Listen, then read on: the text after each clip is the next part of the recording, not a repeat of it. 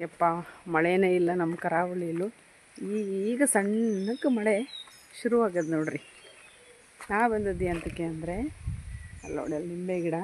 So ಇಲ್ಲಿ ಏನಾಗಿದೆ ಅಂದರೆ ಲೆಮನ್ ಗ್ರಾಸ್ ಮಜ್ಜಿಗೆ ಹುಲ್ಲದೆ. ಸೊ ಈ ಮಜ್ಜಿಗೆ ಹುಲ್ಲು ಆರೋಗ್ಯಕ್ಕೆ ಎಷ್ಟು ಪ್ರಯೋಜನಕಾರಿ ಅಂತಂದರೆ ತುಂಬ ವೆಯ್ಟ್ ಲಾಸ್ಗೆ, ನೋವು ನಿವಾರಕ. ಇದರಿಂದ ಏನು ಮಾಡ್ಬೋದು ಅಂದರೆ ಚಹಾ ಮಾಡ್ಬೋದು, ಟೀ, ಮತ್ತು ತಂಬಳಿ ಮಾಡ್ತಾರೆ ಕುಡಿಯೋಕೆ, ಊಟ ಮಾಡೋಕ್ಕೆ. ಹಾಗೆ ಇದರಿಂದ ಎಣ್ಣೆ ಕೂಡ ಮಾಡ್ಬೋದು. ಇವತ್ತು ನಾನು ಇದರಿಂದ ಮಧ್ಯಾಹ್ನ ಊಟಕ್ಕೆ ರುಚಿಕರವಾಗಿರ್ತಕ್ಕಂಥ ತಂಬಳಿಯನ್ನು ಮಾಡಿ ತೋರಿಸ್ತಾ ಇದ್ದೇನೆ. ಯಾವ ರೀತಿ ಮಾಡೋದು ಅನ್ನೋದನ್ನು ಈ ಹುಲ್ಲು ಕೊಯ್ಕೊಂಡು ಹೋಗಿ ನಿಮಗೆ ತೋರಿಸ್ತೀನಿ.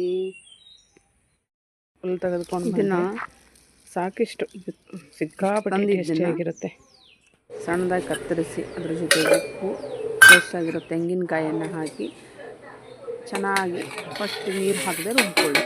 ಆಮೇಲೆ ಸ್ವಲ್ಪ ನೀರು ಹಾಕಿ ಡ್ರರ್ ಅನ್ನಿಸ್ಕೊಂಡು ಅದೇ ಮಾಡಬೇಕು ಅಂದರೆ ಸೋಸ್ಕೋಬೇಕು. ಅದು ಹುಲ್ಲು ಕರಕರ ಅಂದರೆ ಎಳೆ ಎಳೆ ಬಂದಂಗೆ ಆಗುತ್ತೆ. ಸೋಸ್ಕೊಂಡು ಆದಮೇಲೆ ಕನ್ಸಿಸ್ಟೆನ್ಸಿ ನೋಡಿಕೊಂಡು ಎಷ್ಟು ಬೇಕೋ ಅಷ್ಟು ನೀರು ಹಾಕ್ಕೊಂಡು ಇದನ್ನು ಹಿಂಡಿ ತಕ್ಕೊಂಡು ಕಡೆಗೆ ಏನು ಮಾಡಬೇಕು ಅಂದರೆ ಅಳತೆಗೆ ಅನುಗುಣವಾಗಿ ಮಜ್ಜಿಗೆಯನ್ನು ಸೇರಿಸ್ಕೊಳ್ಳಿ. ಮಜ್ಜಿಗೆ ಸೇರಿಸಿದ್ರೆ ರುಚಿಕರ, ಆರೋಗ್ಯಕರವಾಗಿರ್ತಕ್ಕಂಥ ಹಾಗೆ ತಂಪಾಗಿರ್ತಕ್ಕಂತಹ ಮಜ್ಜಿಗೆ ಹುಲ್ಲಿನ ತಂಬಳಿ ರೆಡಿಯಾಗುತ್ತೆ. ಇದು ಮಲೆನಾಡು ಮತ್ತು ಕರಾವಳಿಯ ಪ್ರಮುಖ ರೆಸಿಪಿಗಳಲ್ಲಿ ಒಂದು. ಕುಡಿಯೋದಕ್ಕಿಂತ ಸಖತ್ತಾಗಿರ್ತದೆ. ಕುಡಿಯೋ ತಂಬಳಿ ಹೇಳಿನೂ ಮಾಡ್ತಾರೆ, ಹಾಗೆ ಊಟಕ್ಕೆ ಕೂಡ ಈ ತಂಬಳಿಯನ್ನು ಮಾಡ್ತಾರೆ. Thank you. ರೆಸಿಪಿ ಇಷ್ಟ ಆದರೆ ಶೇರ್ ಮಾಡಿ.